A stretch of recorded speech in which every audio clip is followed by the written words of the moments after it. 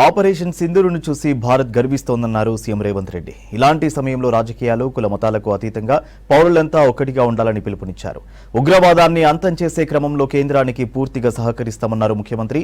Operation సింధూరును దేశమంతా అభినందిస్తోందన్నారు మంత్రులు.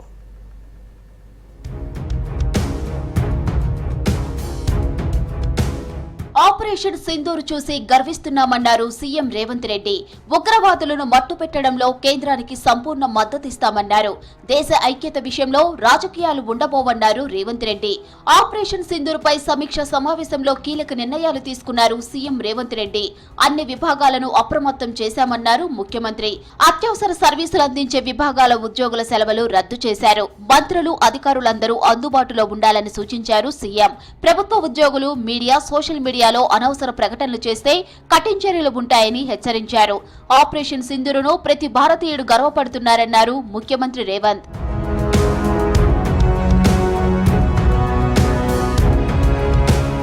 Operation సింధూరును దేశమంతా అభినందిస్తోందన్నారు మంత్రి ఉత్తమ్ కుమార్ రెడ్డి.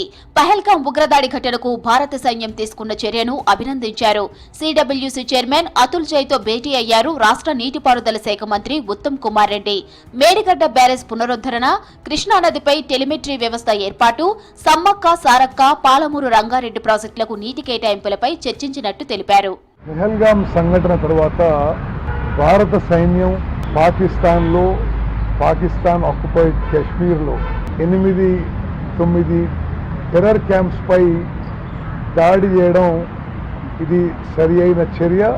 మొత్తం దేశం హర్షిస్తుంది, భారత సైన్యాన్ని అభినందిస్తుందని చెప్పి నేను మనవి చేస్తున్నాను. పాకిస్తాన్ ఉగ్రదాడికి భారత్ ప్రతీకారం తీర్చుకుందన్నారు మంత్రి పొన్నం ప్రభాకర్. భారత సైనికుల ఆపరేషన్ సింధూరుకు సంఘీభావం తెలుపుతూ సిద్దిపేట జిల్లా కోహెడలో జరిగిన జాతీయ జెండాల ప్రదర్శనలో పాల్గొన్నారు. దేశ భద్రత కోసం కేంద్ర ప్రభుత్వం ఏం చేసినా కాంగ్రెస్ పూర్తి మద్దతు ఇస్తుందన్నారు పొన్నం. సరిహద్దు పక్క దేశాలకు సంబంధించినటువంటి వాళ్ళతో ఉండేటువంటి భద్రతకు సంబంధించి రాజకీయాలకు అతీతంగా, పార్టీలకు అతీతంగా కేంద్ర ప్రభుత్వం తీసుకుంటున్న చర్యలకు పూర్తిగా మద్దతును ప్రకటిస్తూ గౌరవ రాష్ట్ర ముఖ్యమంత్రి గారు కూడా ఈరోజు సమీక్ష చేసినారు. కేంద్రంలో కాంగ్రెస్ పార్టీ నాయకత్వంతో పాటుగా అన్ని పార్టీల నాయకులు, రాహుల్ గాంధీ గారితో పాటుగా దేశంలో రాజకీయాల్లో సంబంధం ఉన్న అందరూ కూడా ఈ చర్యను సమర్థిస్తా ఉన్నారు. దేశానికి తెలంగాణ ఆర్టీసీ రోల్ మోడల్ గా నిలుస్తుందన్నారు మంత్రి పొన్నం ప్రభాకర్.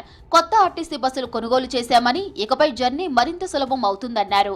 ఆర్టీసీకి ప్రతి నెల ప్రభుత్వం 330 కోట్లు చెల్లిస్తుందని తెలిపారు. సిద్దిపేట జిల్లాలో ఆర్టీసీ బస్సులో ప్రయాణించారు మంత్రి పొన్నం ప్రభాకర్.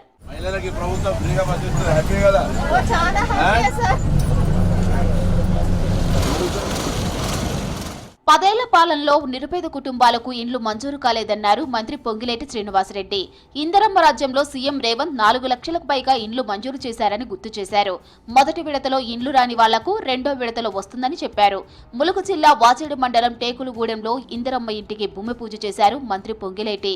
8,19,000 కోట్లు ఆనాటి దొరవారు అప్పు చేసి ఆ భారాన్ని ఆ పేదోడు నెత్తిన పెట్టిపోయినా పేదోడి కళ నెరవేర్చడం కోసం మన ఇందిరమ్మ ప్రభుత్వం తల తాకట్టు పెట్టైనా ఈ రాబోయే 4 సంవత్సరాల్లో 20 లక్షల ఇళ్లు రాష్ట్ర వ్యాప్తంగా పేదోడికి కట్టించాలని దృఢ సంకల్పంతో ఈనాడు పనిచేస్తుంది.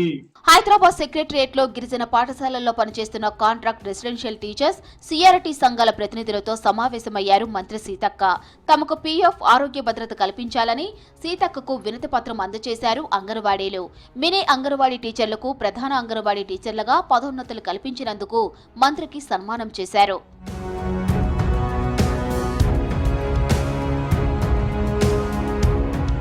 ఖమ్మం నియోజకవర్గ కాంగ్రెస్ పార్టీ సంస్థాగత సన్నాహక సమావేశాన్ని నిర్వహించారు మంత్రి తుమ్మల నాగేశ్వరరావు. త్వరలో జిల్లా అధ్యక్ష పదవికి ఎన్నిక ఉంటుందన్నారు. పదవుల కోసం కాకుండా పార్టీ కోసం పనిచేసే వాళ్లకు పదవులు వస్తాయన్నారు. పార్టీ మనిషి ఉండాలి తప్ప వ్యక్తిగతంగా నా మనిషో నీ మనిషో అవసరం లేదు. పార్టీకి, ప్రజలకు సంబంధించినటువంటి వ్యక్తులు, మన పార్టీకి ఓటేసినటువంటి వ్యక్తులు ఎవరు కావాలంటే వాళ్ళని పెట్టుకుంటే ఆర్గనైజేషన్ సాఫీగా జరుగుద్ది, సమర్థవంతంగా జరుగుద్ది, కార్యకర్తలకి న్యాయం జరుగుద్ది. తద్వారా ఆర్గనైజేషన్ రాహుల్ గాంధీ గారు కోరుకున్నటువంటి రీతిలో ముందుకు పోతుంది. రాష్ట్ర వ్యాప్తంగా సీఎం నుంచి సామాన్యుల వరకు ఆపరేషన్ సింధూరుపై ప్రశంసలు కురిపిస్తున్నారు. పాకిస్తాన్ ఉగ్ర స్థావరాలపై దాడితో భారత్ శక్తి ఏంటో తెలిసిందన్నారు.